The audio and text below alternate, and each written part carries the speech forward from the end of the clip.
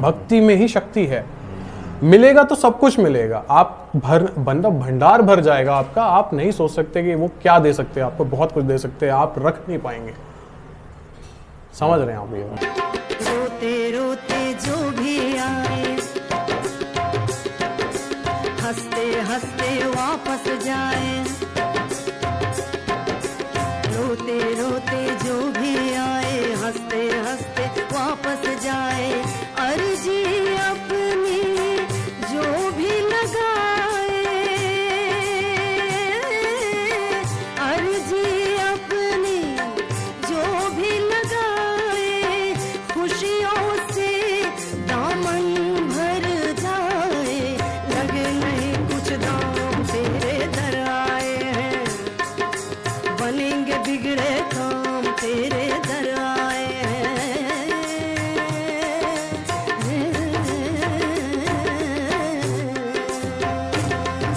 सुन के तेरा नाम तेरे दर आए हैं, बनेंगे बिगड़े काम तेरे दर आए हैं।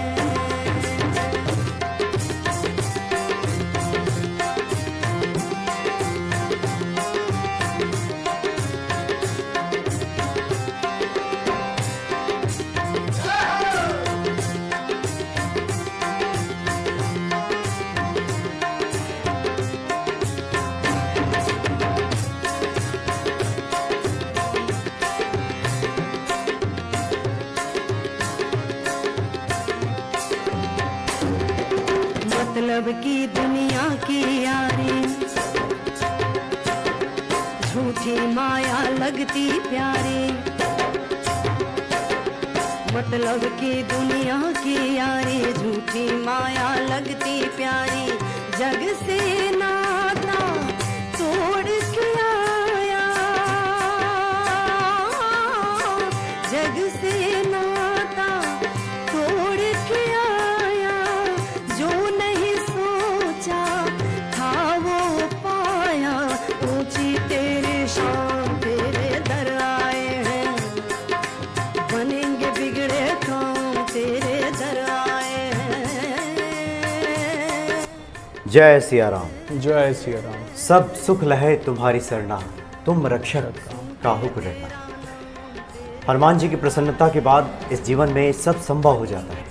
मनुष्य की समस्त मनोकामनाएं, धर्म, अर्थ, काम और मोक्ष, जो दायक पंचायत सब मिल जाता है, सब पूरा हो जाता है। हनुमान जी की महिमा जानने के क्रम में एक बड़े ही प्राचीन मंदिर में हम उपस्थित हैं और ये मंदिर श्री बैकुंठ धाम है, राजेंद्र नगर गाज़ियाबाद का।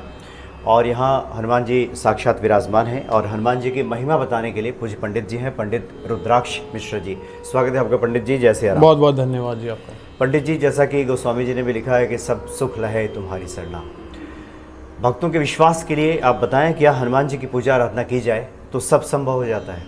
जी हाँ, बिल्कुल, इसमें कोई भी दो राय नहीं है। हनुमान जी हमेशा से बल बुद्धि विद्या के देवता रहे हैं। आप ये बात अच्छे से जानते हैं, सभी दर्शक भी जानते हैं। उनकी पूजा उपासना और आज में चिरंजीवी भी वही है। जैसे कहा जाता है कि कलयुगी अवतार में जब भगवान कल की अवतार लेंगे तब हनुमान जी भी उनका साथ देंगे उस युद्ध के लिए। तो ऐसी मान्यता मानी जाती है और लोगों में भी ये मान्यता है कि हनुमान जी सभी संकटों को दूर करने वाले हैं। पंडित जी, बहुत सारे भक्तों की जिज्ञासा रहती है, लोग तो मंदिरों में आते हैं, आपसे मिलते भी होंगे, कि हनुमान जी उन पे कैसे कृपा करेंगे, कैसे प्रसन्न होंगे हनुमान जी? भाव से। अच्छा। आपके भाव, भगवान भाव के भूखे होते हैं। हमारे दादाजी का कहना है हमेशा से कि जाकी जैसी भावना वाको वैसा देत। अच्छा।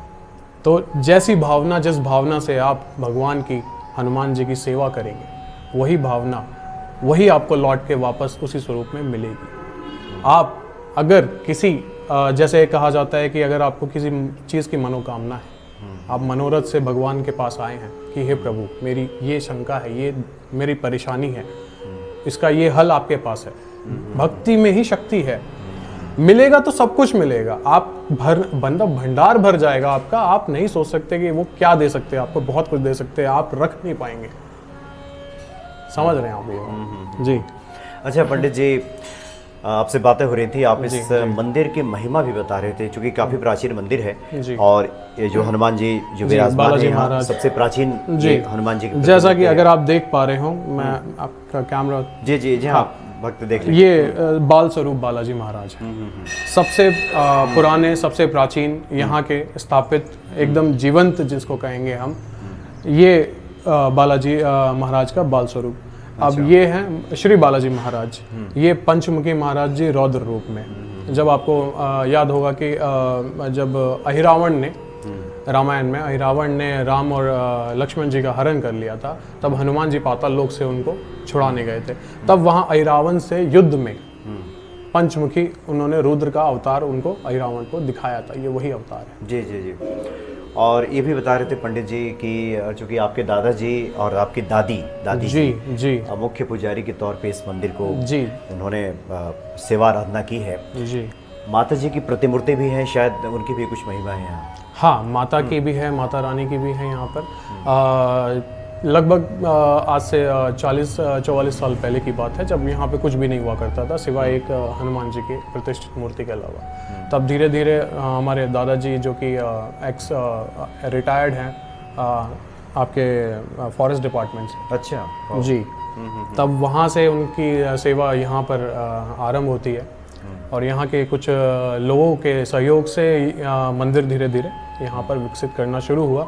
और बाबा दादी की मेहनत से हमारे घर घर जा कर के, मतलब कि मंदिर बनना है, जैसे आज राम मंदिर के लिए हो रहा है, उसी प्रकार से इसी मंदिर के वैकुंठ धाम में नारायण हरि के लिए, सबके लिए, सभी देवताओं के लिए, स्थान के लिए लोगों से जन सहयोग मांगा गया। तो उस जन सहयोग की शक्ति से ये शक्तिपीठ तैयार हुआ। जी जी। और जब यहाँ पर हमारे माता रानी शेरावाली माता की मूर्ति की स्थापना हुई, तब से यहाँ पर लोगों का मतलब कल्याण ही कल्याण वो करती चली गई, और लोगों का विश्वास उनके प्रति बढ़ता ही चला गया। और जिस प्रकार बताते हैं कि जिन लोगों को परिवार में कोई कष्ट है, संतान नहीं है, या और अन्य प्रकार की जो दुविधाएं हैं, और अगर वो माता रानी में विश्वास रखते हैं, तो वो वैकुंठ धाम जरूर आते हैं और यहाँ का फल और प्रसाद जरूर लेते हैं, जिससे उनके घर में कल्याण ही कल्याण होता है। जी जी। पंडित जी, एक और बातें आप चर्चा में कह रहे थे कि जो निसंतान दंपत्ति हैं, वो ये अगर आते हैं माता रानी के सामने, आपकी दादी जी भी नारियल भेंट करती थी और उनके घर में किलकारियाँ गूंजती थी। जी, ये बात मतलब बहुत हद तक सही है, क्योंकि बहुत लोगों का ऐसा मानना है कि दादी के हाथ से लिया हुआ, हमारी जो पंडितानी जिनको कहा जाता था, उनका नाम शारदा मिश्रा जी रहा है। अच्छा। तो शारदा माता के हाथ से माता रानी का फल लेने के बाद खुद वो लोग आकर के ये बात बताते थे कि जो आज तक नहीं हुआ वो संभव इस फल के श्रीफल के जरिए हुआ है हमारे घर में, और हमारे घर में खुशियों की किलकारियाँ दौड़ी है।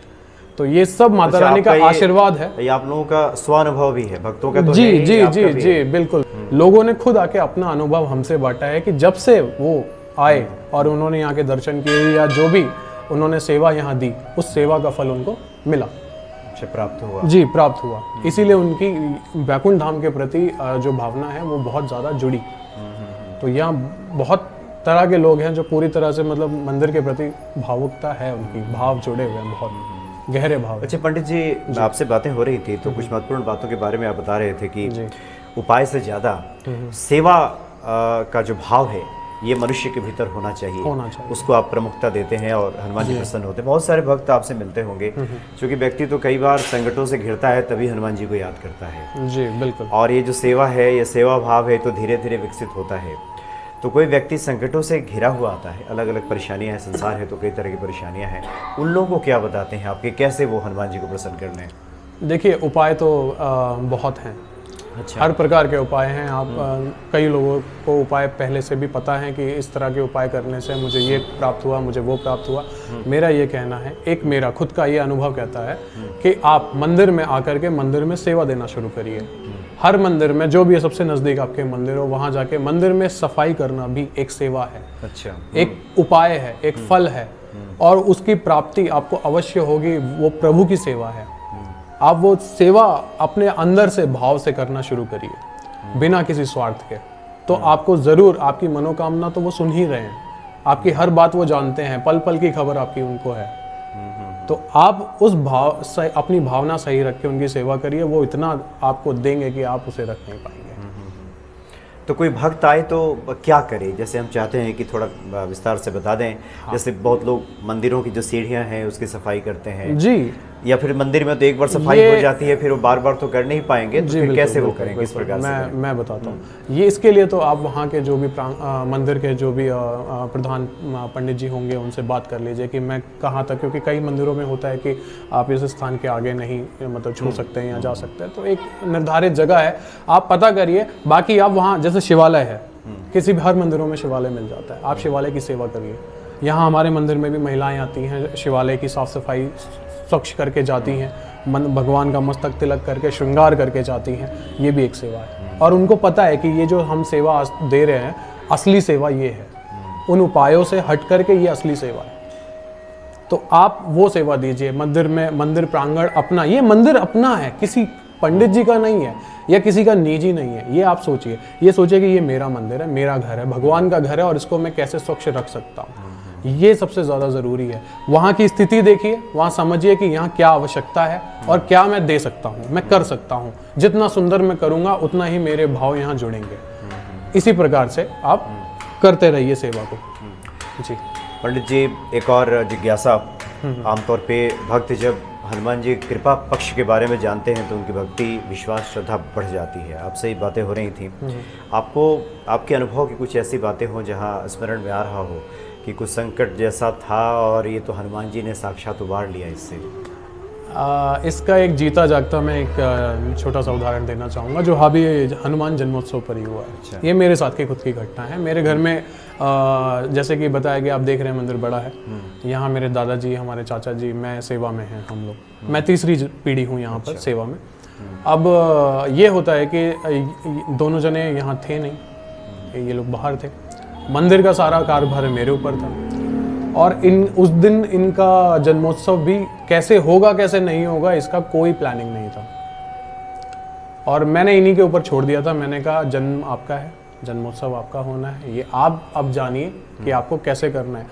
और आप मानेंगे नहीं, ठीक जन्मोत्सव से एक दिन पहले से ही लोगों का मुझे फ़ोन आना शुरू हो गया कि जो भी तैयारी नहीं हुई है वो तैयारी के लिए हम सहयोग करने के लिए तैयार हैं।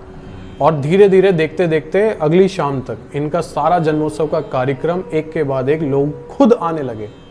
किसी को नहीं बोला गया, मैंने किसी को आगे बढ़ के नहीं बोला कि आप आइए, हमें ये करना है, हमें वो करना है, हनुमान जी का जन्मोत्सव है, बहुत धूमधाम से मनाएंगे। नहीं, खुद लोग आए आगे, और उन्होंने सहयोग करते करते मतलब हम भंडारा कर पाए, हम इनका सुंदरकांड पाठ कर पाए, हम लोगों को, महिलाओं को इकट्ठा करके बहुत अच्छा भजन कीर्तन कर दिया हमने। और प्रसाद का भंडार इतना हो गया कि हमने खूब बांटा प्रसाद लोगों को। मतलब मैंने बताया जैसे कि सुबह 6 बजे से लेकर रात के 10 बजे तक इस भवन से पांव बाहर नहीं निकल पाए, उसके बावजूद ये कार्य हो गए। आप समझिए, ये बहुत बड़ा, मतलब बहुत बड़ी प्राप्ति है मेरे लिए, खुद के लिए मैं बता रहा हूँ।